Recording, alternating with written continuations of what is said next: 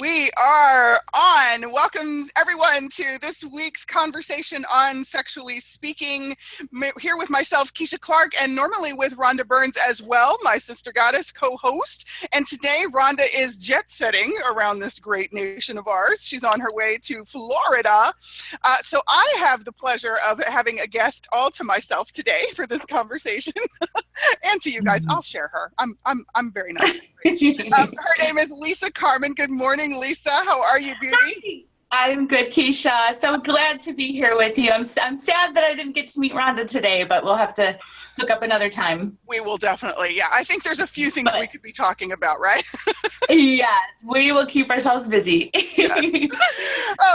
So today we are actually talking about, and first, let me back up. Sorry, guys. If it's your first time joining us, if it's your first time seeing one of our videos, if you're catching it as the replay on the YouTube channel, thank you, first of all. And if you are looking for more information, you can actually find a link. If you're watching this as the video replay, you can find a link in the text below this video to let you know how to sign up and get more information and play with us live each week, if that's something you want to do.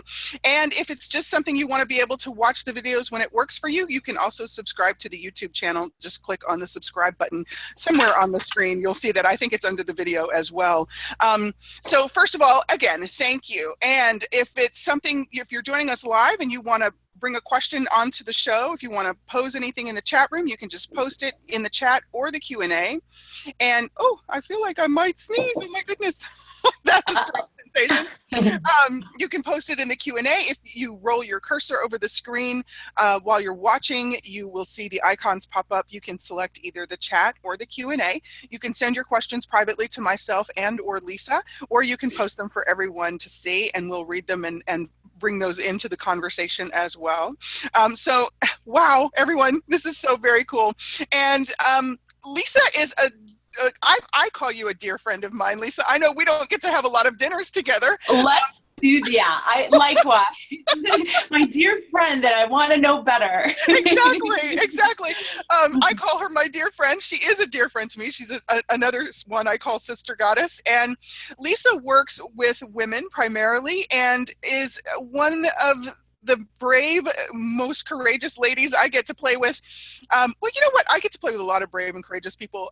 Lisa, however, also adds a bit of edginess to her work in the fact that she works with bodies, and she plays a lot with burlesque and dancing and expression of our sexiness. And so, Lisa, tell folks who might not know anything about you just a little bit about the fun you get to have with your work. Oh, thank you, Keisha. My life is pretty damn cool. I love my work. I pinch myself regularly.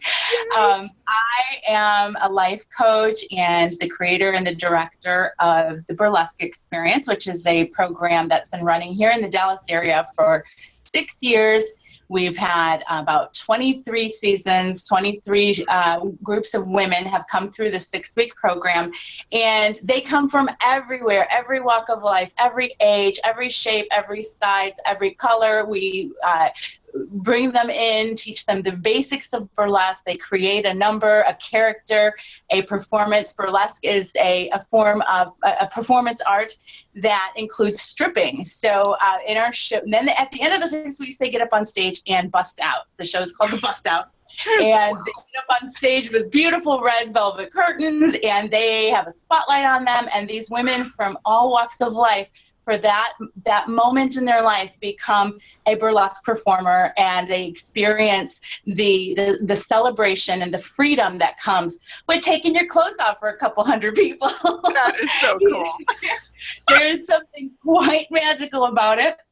You know, when I discovered it personally for myself about 7 years ago, and I was so transformed by my experiences that I knew that this was something potent. And it was something that, you know, that made me feel alive and strong and courageous and brave and beautiful.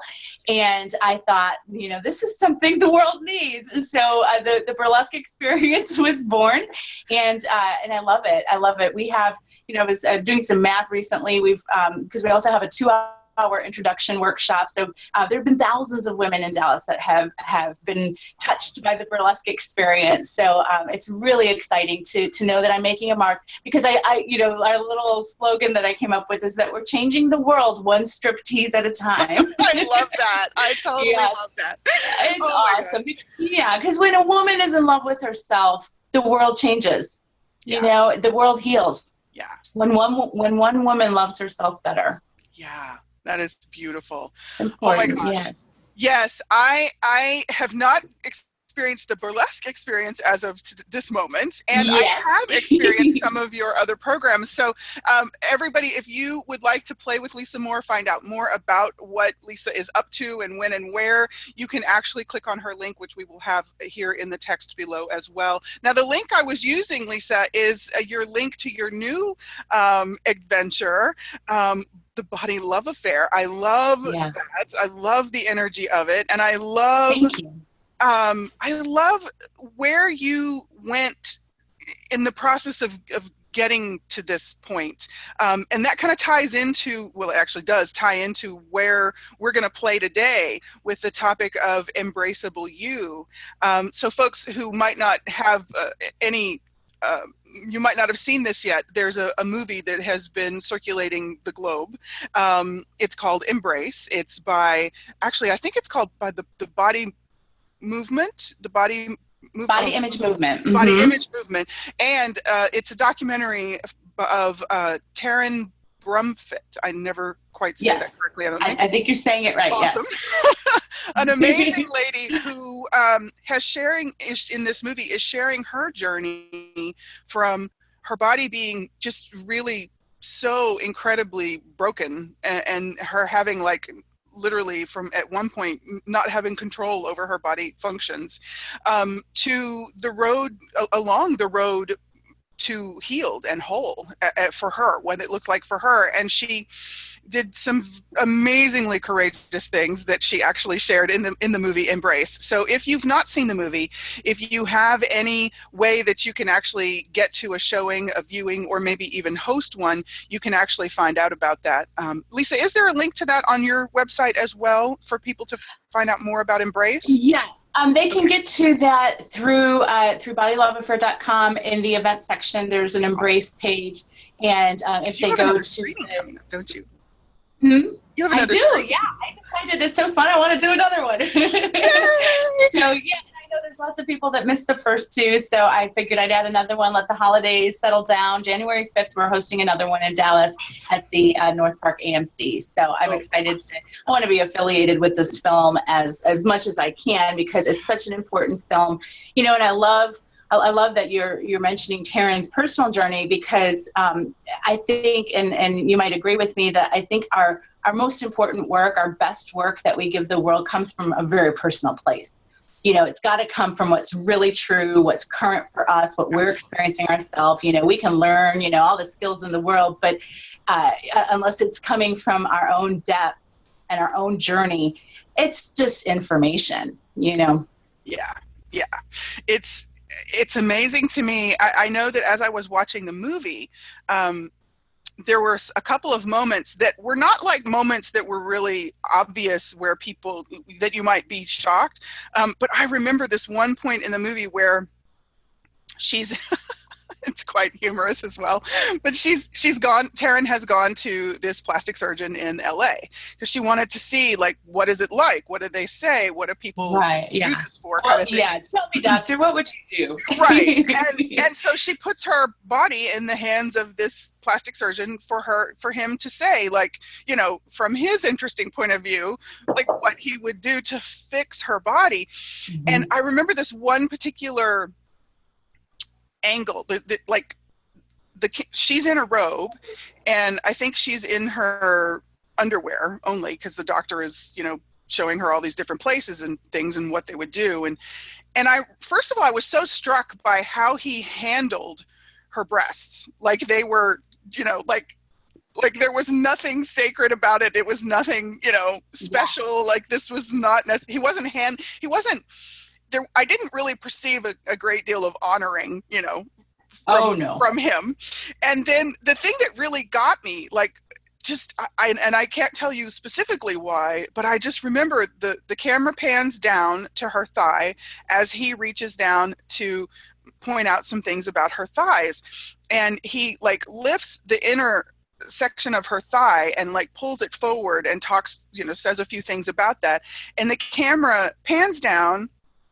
And like, she hasn't gone through any extra steps to like make up her body or spray tan it or anything like that. She's just showing, you're seeing her body in its pretty much its raw form. And I remember noticing like the texture of her skin, and just this, for me, that moment was like, oh my God, the vulnerability required for me to even consider sharing something like that with like one individual, much less like on camera for the whole world to see. I was so struck by her willingness to just allow her body to be this beautiful example, this beautiful invitation, this beautiful teaching tool, tutor or assistant, really. Like, her body has become kind of her teaching assistant, I think. Absolutely, and yeah. I was so amazed. I was like, I don't know if I could ever do that. I mean, it was brave. Wow. And I wonder, I think that at a different point in her life, she would have left that off as crying, but because she's doing her work, and healing this relationship she has to her body, and we get to see that, we get to peek into her work, one of the parts that struck me about that scene that really disturbed me was when he was grabbing her breast, and he says, a normal breast has the areola up here. Like, and I remember where they're supposed to be. We both do this, yes. Yeah, it's supposed to be up here. Who says? Porn?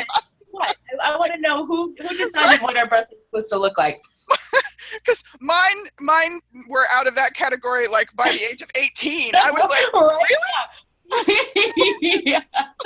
Right, yeah. So, and that's another thing I've wondered in burlesque. It's like with so many different shapes of women's breasts and so many different directions that are the areola, the nipples go.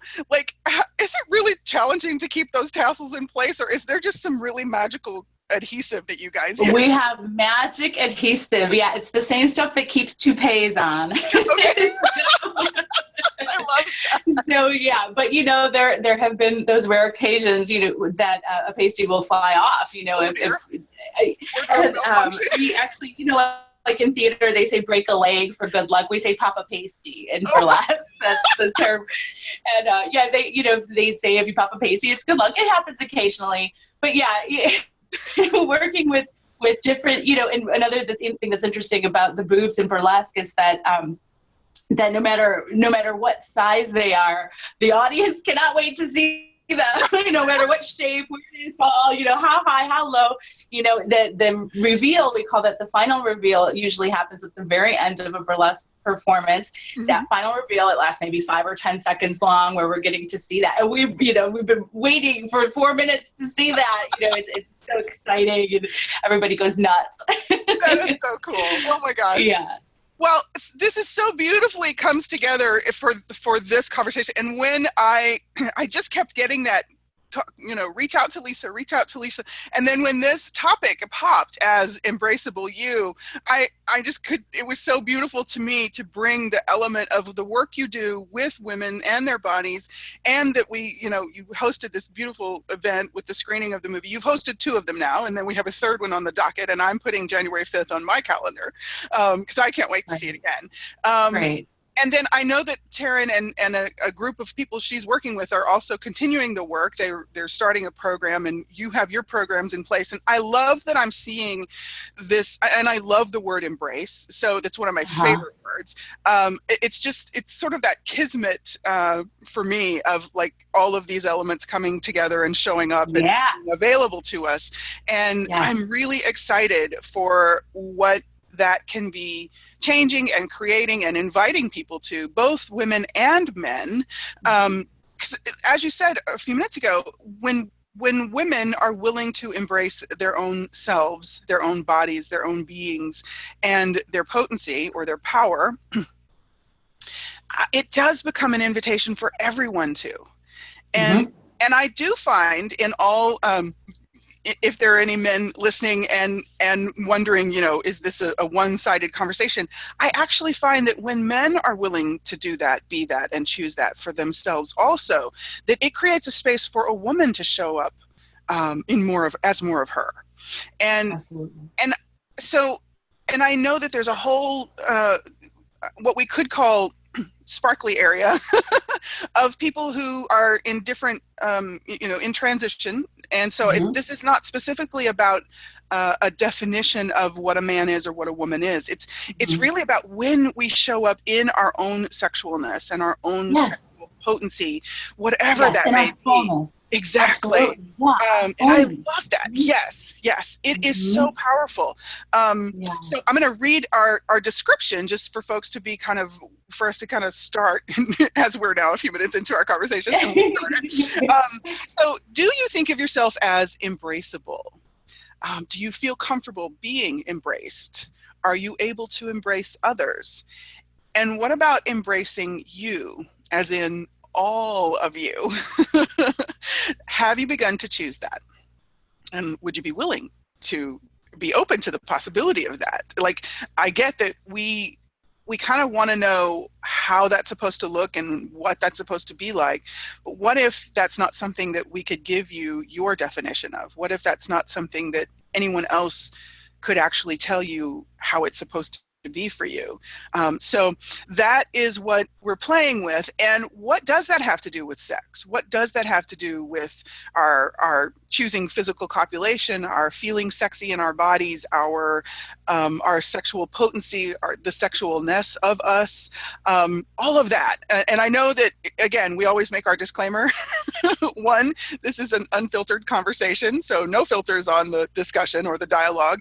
And two, we realize that we've only got a relatively short amount of time. So these conversations aren't necessarily about finding answers as much as they're about just exploring and opening doors and bringing up awareness and questions and curiosities for each of us to take out into our lives and out into the world. And we do call them unconventional conversations to unfuck your life, because we love untangling and untwisting and contorting ourselves with these conversations, with conversations that actually go beyond where most conversations go. So that's what we're doing today. And some of you might have heard a song, Embraceable You, My Sweet Embraceable You. That was from the Standards. It's one of the American Standards, I believe. What for you, when you kind of tap into that energy of embraceable, there's one thing, embrace, and then I love that we're playing with embraceable. Like, what comes up for you, Lisa? I've been thinking about that. We're all physically embraceable. We hug, we touch, we deserve that. We need that physical contact. For me, the idea of embraceable, or I guess the more challenging part on my path, has been to embrace myself. That yes, for many years in my life, I relied on the validation of the outside world to tell me that I was okay, to tell me that I was worthy, to tell me that I was appealing, desirable, fuckable, whatever. Right.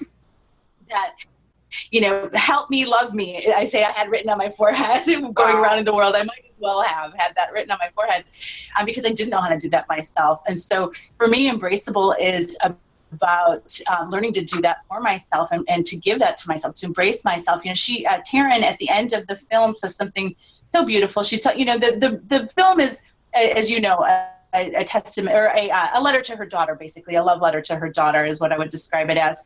And at the end, she's talking to her daughter, and she says, I don't want you to waste a single minute of your precious, I'm paraphrasing here, of your precious life hating your body. Embrace it. And so when I think about all of the time and all of the energy that I have wasted personally in my life, hating my body, wishing that it was different, writing the same boring things in my journal about the same 20 pounds that I keep losing and gaining, I'm weighing myself daily to see if I should love myself today or punish myself today,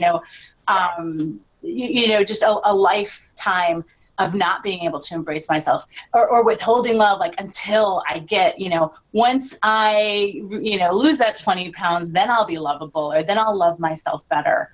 Yeah. And I, at this point in my life, I say, screw it. It's happening now, whether my body ever loses a pound or not. I'm going to love myself now, and I'm committed to that more than ever. So that's what Embraceable means for me. It's about how do I love myself? How do I, and a lot of us, especially, in the spiritual community, a lot of spiritual people will, we love our inner selves, or our higher selves, or our spiritual selves. But we have a hard time with the body. We're disconnected. We're, floating heads, or I've found that a lot of people, especially, if you follow the chakra system, a lot of us are all upper chakra, and then all this down here is closed, or we don't have access. And it's time to embrace it all. This is an important part of our spiritual journey, is being in these bodies. And I don't think that we're in these bodies to hate them. I love that. I'm pretty sure. Yeah. It's a good bet, we could say. Right. Yeah. We're here to enjoy them and savor being in a body. How many days do we really have left in this body? I don't know. Yeah. I want to make the most of every last day I have in this body. And of course, we talk about bodies a lot, especially on this show. And I'm always amazed at how magic our bodies are. Oh my gosh, the magic our bodies be. Like, oh my gosh, you could, whether you're cooking a meal or jogging around the track or having, fantastic sex, copulation, it's like the magic of our bodies is so beyond what we can fathom. It's mind blowing. All the things that are going on when we're doing nothing, we could just count on this all to work out, and, all the systems and all the chemicals and everything just doing its job without us having to organize or think about it, or have, to-do list. My heart needs to pump blood. It just takes care of itself. We'd be worn out if we had to keep up with that list every day. Like there would be no other anything in my life if that's what I had to be responsible just keeping the body running. Right. It is amazing. And so now, something that you shared in the movie, in the showing before the movie started, which is part of what I just am so fond of you, and I so admire about you and appreciate about you, is you were really very transparent with us before the movie started, and you shared a story about something that you'd recently gone through with having an awareness of like where you were functioning from. Would you share that with our listeners? Sure, of course. Because it is very personal work, and I certainly don't want to, I don't want anyone to be misled that like I've figured out all of the, it's not, here's what you do. I'm in it right now. I am in process. I will always be in process. I am doing my work, and it is very personal. I'm not quite sure what experience you're referring to. Is there you shared about something you were discovering about social drinking. And then you also shared about that you kind of got in touch with some inner beliefs, some interesting points of view you were having about yourself that you hadn't really let yourself be aware of, that were actually not necessarily being kind to yourself with. Right. Yeah. I thought that was beautiful and really potent. And I appreciate that, because every time I do that kind of reveal afterwards, I'm like, oh my God, I can't believe I said that. But I can't help it. I don't know any other way. Absolutely. It's tricky, Keisha, because in the work that I do, working with women, helping them fall in love with their bodies, through burlesque, through that vehicle, that medium, it was very insidious how my relationship with my body became almost like a dirty secret, that because if I revealed that I was having struggles with my body image, I would disappoint people, or I would let them down. People would even, I've heard people say, oh, you can't say that, you're our fearless leader. And I'm thinking, God, I'm afraid all the time. What do you mean? I'm nobody's fearless leader. I have fears, but there was an expectation, and so I think there was two things going on for me over the years. There was people's projections onto me about, well, if she's doing this work, she must really, have a lot of confidence and a really strong body image, and so their projections, and projections of what they want and what they don't feel they have access to themselves, and then it's me fulfilling that, or playing that role, so. And not even noticing until it started getting darker and darker that I wasn't really loving my body, and the further I got away from my own truth, and I found myself, I had always been a social drinker. I, considered myself the life of the party when I drank, that it was really give me a lot of social confidence, and I relied on it, as a lubricant for social situations. But then what I noticed, it was happening before I noticed it, but the worse my relationship with my body got, the more cruel I was becoming towards my body, the harsher, the meaner, the saying the unkind things, sometimes not even words, but just like, ugh, that ugh, yeah. I think we're all familiar with that look in the, sometimes I look in the mirror and it's just an ugh, Yeah. And it was like this, almost like a constant tape playing in me. But I found that when I was drinking, that tape stopped. There was no self-criticism. There was no self-consciousness. There was no self-cruelty. I felt great. I felt beautiful, and so, what do you do when you find something that works? You do more of it, and I was doing more and more of that, to the point where, some people might find that their drinking becomes excessive because they're numbing from their life, or they're not. My life was great. I was numbing from myself. It was me that I was escaping from. It was those voices that I was trying to get away from. And the booze shut them up really nice. And then it started affecting every other area of my life. And I knew that, I was drinking to get in the mood for anything, and to get in the mood, I just, I became reliant on it. So in January of this year, 2016, I decided to eliminate that from my life. And for the most part, I had a couple of little situations where I tried to, let me see if I can, be drink like a normal person. And I think I'm past that point. There's no real room for it in my life anymore. I know that it diminishes my light for me personally. And this is not a blanket statement for the whole world. This is my experience. For me, it dulls my soul. It does.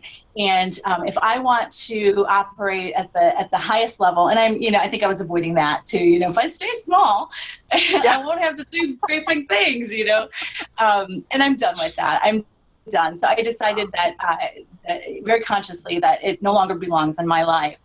So when, once you get rid of the thing that was keeping you safe from those thoughts, I got rid of that, and boom, all this other shit starts coming to the surface that I'd been avoiding.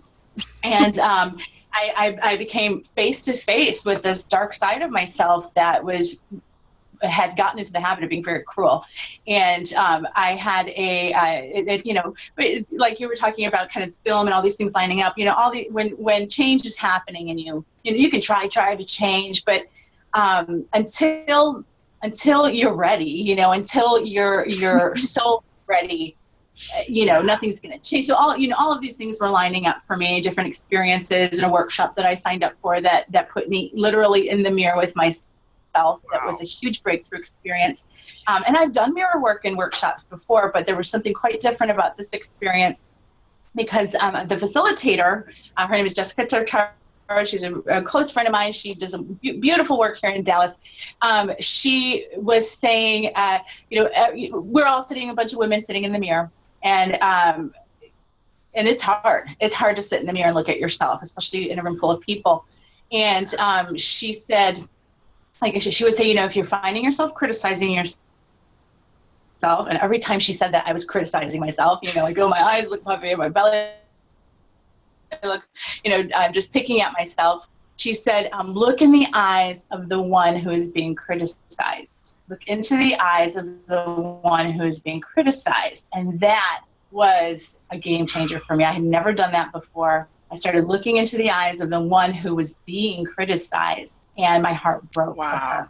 You know, I felt tremendous grief. I felt tremendous regret, sadness. I was sorry, you know, and that's what kept coming out of my mouth, you know, when I was sharing afterwards. And, you know, I just started bawling. I fell apart. And all I kept saying was, I'm sorry to myself. You know, I'm sorry. I've been putting you through this for years, 20, 30 years, you know.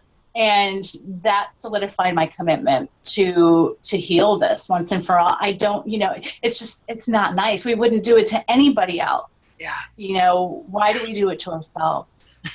It's the billion dollar question, isn't it? Right? Yep. Wow. Yeah, I'm done. Which doesn't mean I'm like literally done. It never happens. Right. But I have committed to a practice of, first of all, noticing when I'm doing it, and then moving myself out of it, moving into more loving conversations, moving into engagement with my body instead of fixation with it, you know, moving my body, you know, listening to my body, talking to it, continuing to apologize when I wrong it, you know, and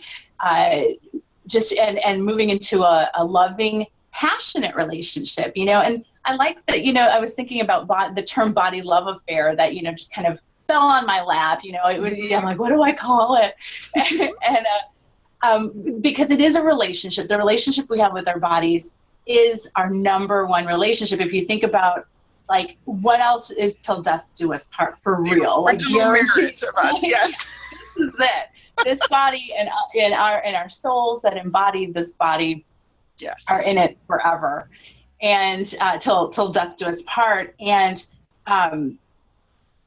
like any relationship, to keep it alive and vibrant, it needs affection, it needs attention, it needs devotion, it needs passion, you know.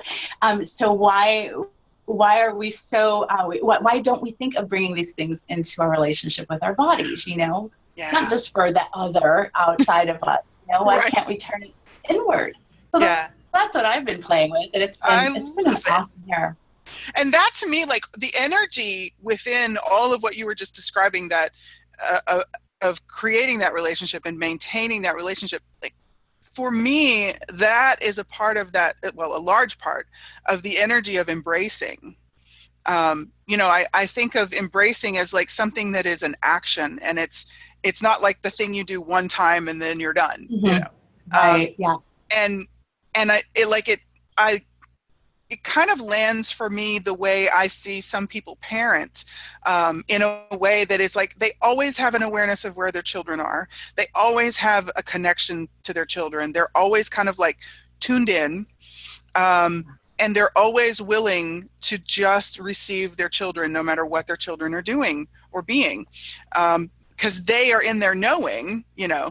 And it is powerful to see parents parent function from this. Yeah, it's like that's a beautiful comparison. Yeah, it's like they're always in their knowing that is their child, and they're going to love them no matter what. And they can, you know, scream out loud in the middle of the store, and the parent is not going to get embarrassed and freak out and make it the child's fault, you know. And they can fall down and cry, and the parent will go and pick them up and love them and hold them. And it's like, to me, that's that there's an energy in there that is that, I got you, you know. And that's where that embrace I love that energy is. Yeah, it's like, and I gave me goosebumps. You gave me goosebumps when you were talking too.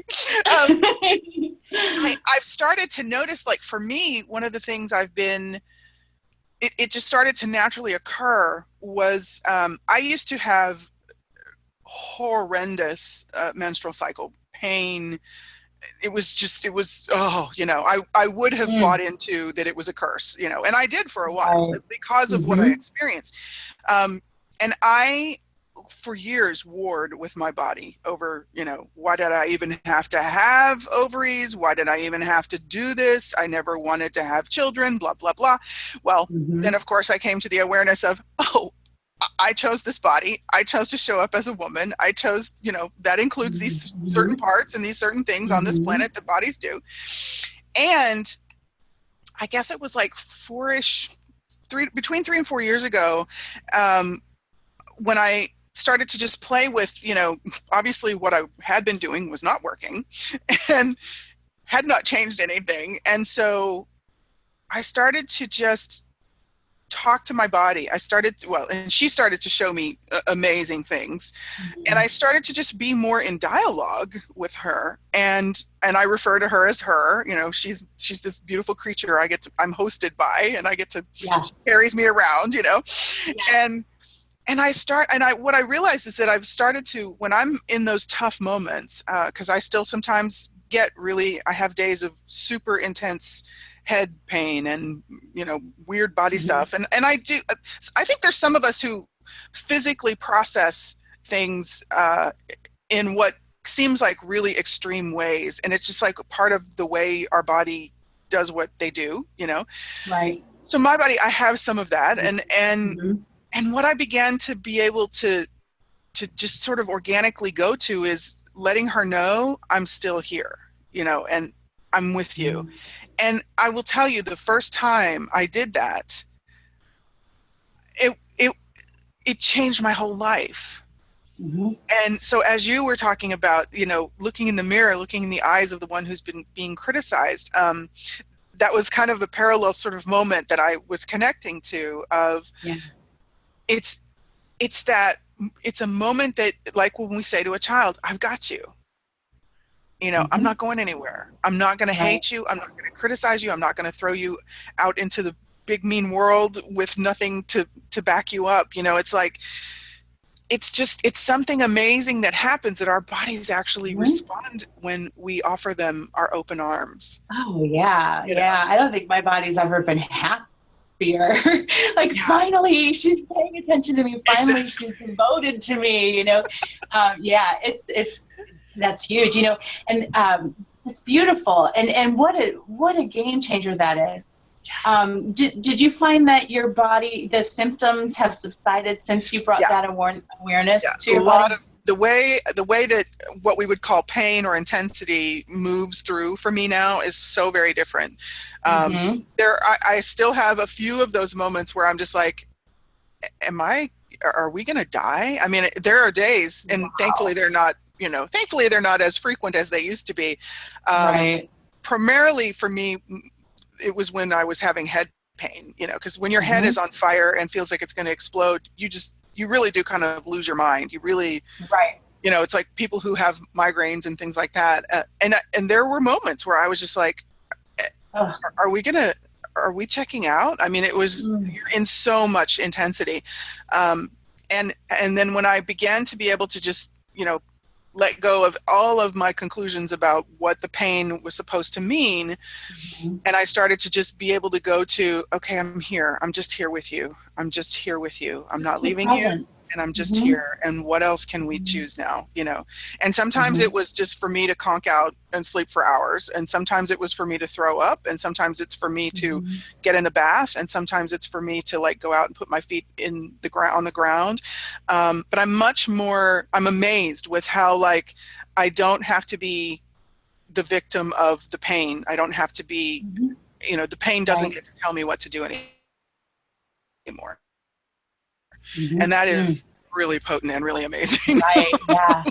So, you know, what I think a lot of people do is they associate the pain with, like, their body hating them. Yes. Or like, even like with cancer, you know, my boobs are trying to kill me. I see, memes or whatever. No, that's not the body's intention. You know, the cancer cells are destructive, but your body, you know, is not, you know, your body wants to love you and it wants to be loved back. You know, something you said when you were talking about mothering that I'd love to go back to real quick, because I thought beautiful metaphor. Another characteristic of that mothering that I think we can bring to our bodies, you know, I wasn't going to call it body love mama, you know? Right. But there's so much there that is pertinent, is the fierce protection.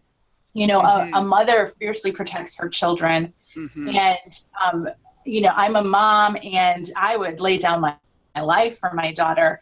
I would, you know, as soon as I know she's hurting, I can't, you know, I'm unsettled and I want to protect her. I want to take care of her. Now she's an adult and I have very little control. You know, I can't kiss her owies the way I used to, but turning that kind of, I call it mama bear. And my clients and I hear me talk about this all the time. Where's your mama bear? You know, we all have that mama bear in us. Like when we need to protect a friend or, you know, defend ourselves or whatever, we get fierce. Yeah. Why not turn that fierceness towards the lies, towards the cruelty, you know? Sometimes I, Amen. yes, Mama Bear, we need you right now. You know, sometimes I have to tell myself, like, I let Mama Bear step in more and more now if I catch myself in that spiral of thoughts. You know, it's kind of a spiral sometimes. I call them even episodes where you're just in that funky, like, ugh, you know, and you don't want to look in the mirror and, you know, whatever little, you know, things that are getting you down. And, you know, I'll feel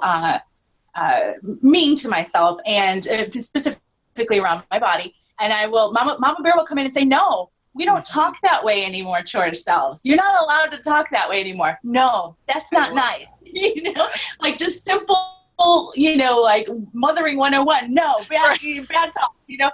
And it seems so simple and childlike, but, or, you know, elementary, but it works, you know, just stopping myself in my tracks. No, we're not allowed to talk that way anymore. We don't do that anymore. You're done with that, remember?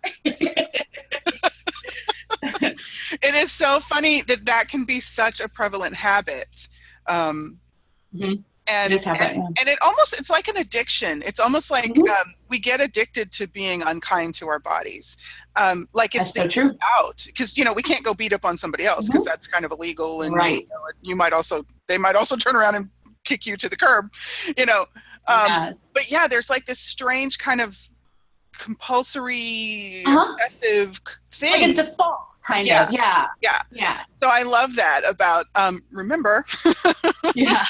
We're not doing this anymore. Here's your reminder, you know, like put things on your phone or something to go off every so often throughout the day. Like, ding, oh yes, we're being kind to our bodies. Oh, what if I said something kind to my body right now? What if I actually offered up a little gratitude for my body right now? You know, it's, sweetness. I love that. Yeah.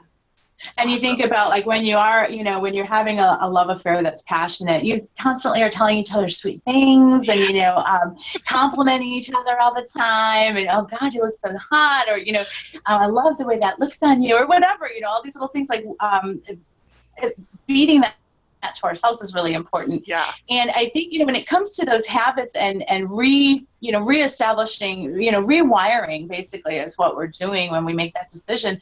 I think that for a lot of us, and, you know, I'm not going to say all because that's very broad and sweeping, but maybe most of us, when, you know, that default, it's very convenient because if I'm loathing on my body, I don't have to change the world. Exactly. I don't have to do my work. You know, I don't have to show up big in the world.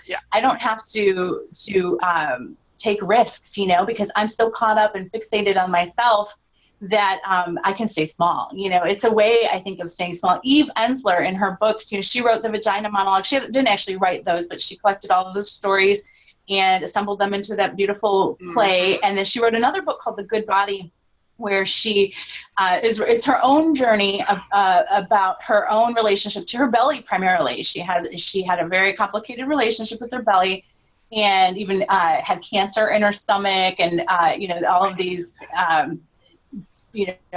experiences that she had that were largely rooted in loathing. But one of the things she says is something along the lines of, what would we do with the energy that we spend hating our bodies? Oh, I know what we would do. We would change the world.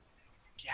You know, something along those lines, like that's what we're really, you know, here to be doing, you know, but instead, you know, and I mean, I don't want to get too much into, you know, the patriarchal, blah, blah, blah, you know, I mean, it's true though. I mean, you know, keep them fixated on their bodies and their, you know, it's an imprisonment of our own creation that the world has fed, you know, and we can't truly be free. We can't truly be free if we're in those, you know, behind those bars that we've maybe not created, but we've, you know, we've maintained them. We've enforced them. Yeah. Yeah. Right. Yeah. And that's one of my favorite quotes is the Stephen Biko quote. The most powerful, it's said a couple of different ways, but essentially the most powerful tool or weapon in the hands of the oppressor is the mind of the oppressed. And I'm so often reminded of that, because really it comes to what I choose to believe. If I choose to buy the lie, I love that you were referring to the shattering those lies earlier. And it's only what I'm telling me that I'm making real for that moment that has the power over me. So I love that you brought this into the conversation. Yes. And so what I think for some of us, there's like, oh, well, it's obvious, you know, this next question I'm about to ask, but really, what does this have to do with sex and copulation? What is your, like, you as a coach, what do you see out there in the world? And then you as you in your own life, what has your experience been as you've been willing to embrace you, to be embraceable? What have you found with your sexualness? What have you found? Has anything occurred in particular? Have you noticed anything in particular? And have you noticed anything with the women you work with as well? Yeah, definitely. You know, there's some recent findings that kind of confirmed what I guess makes a whole lot of sense, but now we have the science to back it up, that our ability to experience pleasure is in direct proportion to the way we feel about our bodies. So, you know, it's a scale, you know, and we can only move so high on that scale if we're loathing our bodies. To know that we have the science to back this up now, that pleasure is limited. You know, you are, so if someone is in a relationship with their body that isn't kind, that isn't loving, what are they missing out in? How are they missing out in life, in every area of their life? And specifically pleasure wise, you know, and when I think about my sexual history, you know, over the span of, let's see, I'm 45 now, 30 years basically, is, you know, when I first started engaging in sex, I was a teenager. It was never really about me, very rarely about me. It was about posturing and positioning myself and posing and being, who do you want me to be? Yeah. You know, how can I turn you on? You know, how can I be wanted and be, you know, I wanted to be the fantasy, you know, so that he would want me and desire me, and, you know, that would validate me. So it was very rarely about my pleasure, my body, except like, do I look okay? When I'm in this position, oh, my belly is sticking out, you know, and still noticing in my life, you know, the ways that my self-consciousness about body parts, specifically my belly, it's been my area of the most complicated relationship part, you know, where I have had it be an area that's off limits to my lovers, you know, and that's something that I'm wanting to change. You know, I don't want to be off limits, you know. That's a very sensitive, soft part of me. What if that part of me was involved in my lovemaking, you know?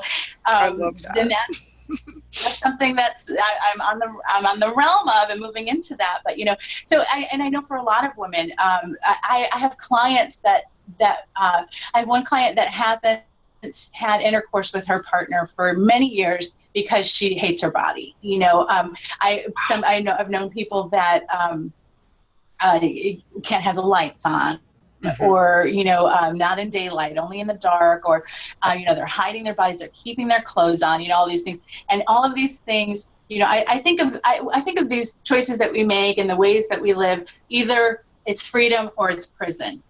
And there's no real in between with where you can put each, like when I am right, yes, and when I'm holding back in bed and keeping my clothes on because I don't want him to see my body, is that freedom? No, it's the opposite of freedom. You know, so where do I want to be, in prison, or do I want to be free? I want to be free. You know, I don't want prison anymore. I've spent way too many years in prison by my own insecurities and disdain. Yeah. Oh, yes. And I so, like, how would I say this? I'm aware, like I'm perceiving, like bodies thrive with touch and connection and appreciation and affection and gratitude, and you know, the energies that like invite our bodies to be here, you know, like really just like show us what you got, kind of like fun, yeah, you know. yeah. And so I so just knowing that, it's like there's an ease, I think, because that's like the only word I can really kind of get to. It's like there's an ease that I think we all desire. I kind of get that, like we do want that. We want to be able to just like be wherever with our lover, you know, and if we have no clothes on, just like not be thinking about, are they looking at my thigh? Are they looking at my butt? Are they looking at my belly? Are they noticing my one boob isn't as big as the other? Whatever it is, you know, what if we could be in those moments without all of the, you know, and for me, just like almost like no different as if you were like in that scenario, just hanging out and having the conversation. You just don't have your clothes on, maybe, you know, you're just maybe having intermittent courses of fun with each other, you know. And it's like what I get when I kind of play with that energy is how much that could actually contribute to our whole lives, you know, to the relationship, to each of us, and respectively as well as collectively. And I desire that for us. I really, really do. I desire that for everyone who's got a body to be able to have that ease with their body. And I do. I am struck by this energy of the word embrace. And so, wow, we're coming up on our last few minutes. We started just a few minutes late, so I'm going to take us just a few minutes past the hour for our listeners because we had some technical stuff going on. So, wow, and I just let it be known, I'm so happy for us to have more conversations on this show. So when you would like to come back, when you're able to come back, anytime. Please, let's have more. And so I guess really, what do you see, like, is there a one thing, if people could, you know, as they're listening to this conversation, is there something to begin, like, that you can offer folks, just from your experience with you, with all of the beautiful people you've worked with and the things you've seen in your lifetime and your career? Is there like something that they could start? Like if people are watching this and saying, well, I couldn't get there. It's like, I'm so far from that. Like if they're in that body loathing, if they're in that, you know, unworthiness, that if they're buying the lie, essentially, what is a one thing you might offer them to begin with? I think I would suggest that it start with a promise, and it, you know, committing to better, you know, improving things, not necessarily committing to perfection, you know, I'm never gonna, you know, or I'll always, you know, I'm very reluctant to use words always and never, you know, those are words that are rarely in my vocabulary because I feel that they're constricting words and they don't really allow for the fluidity of our human experience and our, you know, when we fuck up or make mistakes.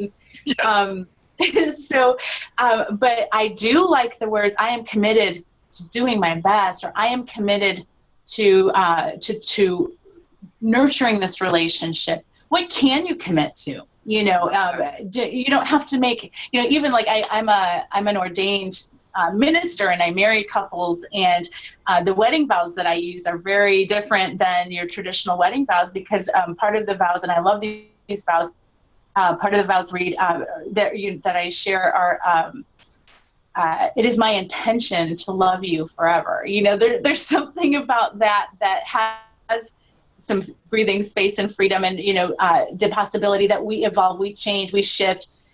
So the same thing with our body, you know, it is my intention to take exquisite care of you. It is my intention to do better by you. to stay present, to stay with, what can you commit to? So that would be a big question, because from there you can build, from there, you're not just wondering around, how do I do this better? Getting clear about how you want it to be better. I'm committed to catching myself when I speak poorly to you, and changing the conversation. I think there are things that we can all commit to right where we are, without having to change anything yet, and then those commitments become a foundation. Beautiful. I love that. Wow. And for many of you who might know us, and in case any of you don't know us, where we also where Rhonda and I love to begin to play is those questions. Yeah. What could I commit to? What, so would you be willing to play with questions if you're having, if and when you're having those moments? Because like what Lisa and I have both said today, it's not like a one choice and then it's all changed. Like Unfortunately, it's a consistent thing, right? I wish. Then what would I be doing with my time? Right? And that is that commitment, the commitment to us, to ourselves.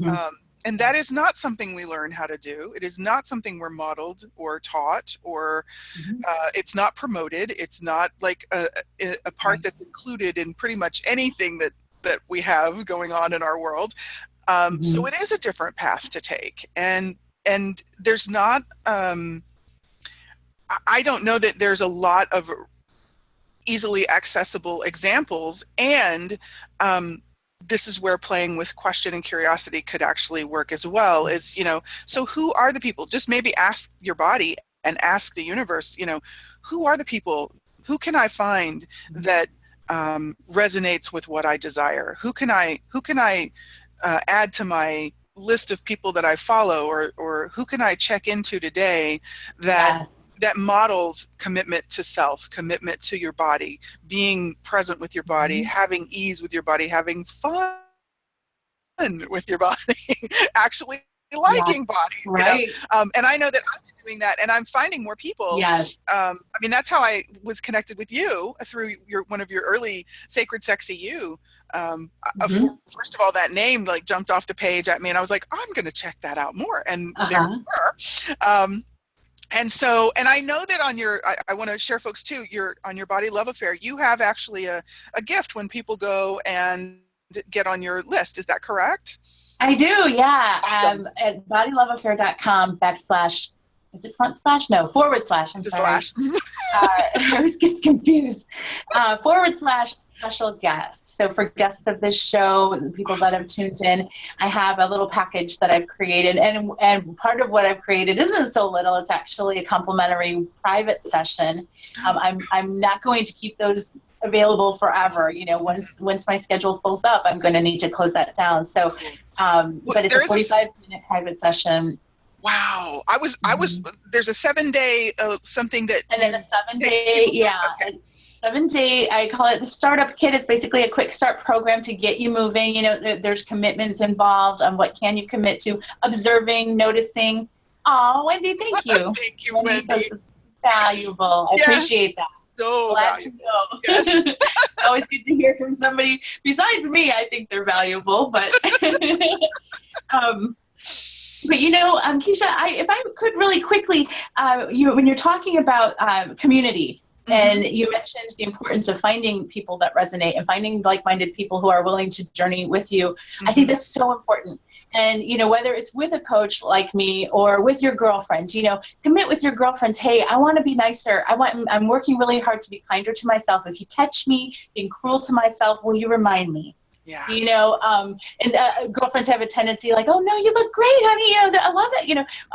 We love to support each other and build each other up. But what if instead our response was, no, you're not talking mean to yourself anymore. Remember, can you change that into a more loving thing? Or, can you word that in a different way that's kinder? Or, if we can encourage each other that way. So find some people, because we're better together. We do better together. I've been trying to manage my life as some lone wolf who doesn't need support. I call myself a recovering tough girl. I need support. I'm better when I'm supported. I'm finally getting that. I love that. It's like, yes, it makes me better. It makes me more courageous to be supported. Ironically. Totally. Yeah. I know, right? So you're saying maybe find a body love buddy. Yeah. And I think that's important. And we'll, yes, awesome. Awesome. Mm-hmm. My zoom in there, folks, was my scratching my ankle. Sorry, it's a close body love. We're I thought you were going to kiss me. I can do that too. Yeah. So I am. Wow. I just wow. Thank you so much, Lisa, for jumping in. Thank you. I can't believe how fast this went. I know. I'm like, wow, even with our extra few minutes. So, folks, play more with Lisa because she's awesome and she is so much fun as well. Thank you. And she always has some cool stuff going on. Let's see, the private sessions. Yeah. I love that. Yes. Oh, that's awesome. So, and that's a yes for me. If we wanted to hang it out, you know, what would it be like to allow yourself to be embracing you and your body this week? What could you become aware of, and what could you discover about your body and with your body that you might have never noticed before?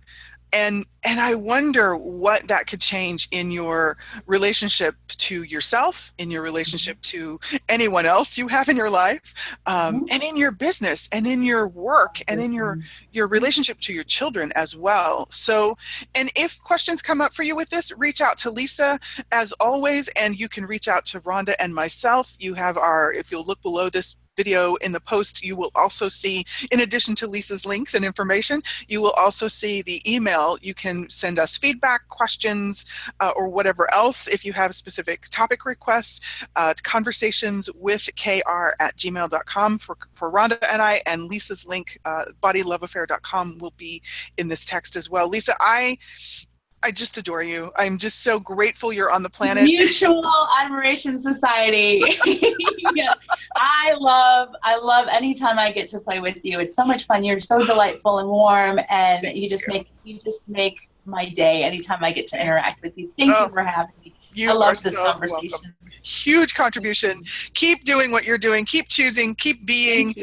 And everybody listening as well. Keep choosing. Keep being. Keep asking questions. Keep letting that curiosity take you to new places with you, with your body, with the world. Wow, I don't know that we came here to just be docile and dormant and ridiculous. So what do you know? What do each of you know about that? And so come back next week, folks. Get on the guest list. You'll get the link emailed to you every week so you can join us live. We would love to have you for more of our conversations here on Sexually Speaking, where we are having unconventional conversations to unfuck your life, because we love to celebrate all things sex and the sex of everything. And we will see you for the next conversation next Tuesday. Bye for now. Bye.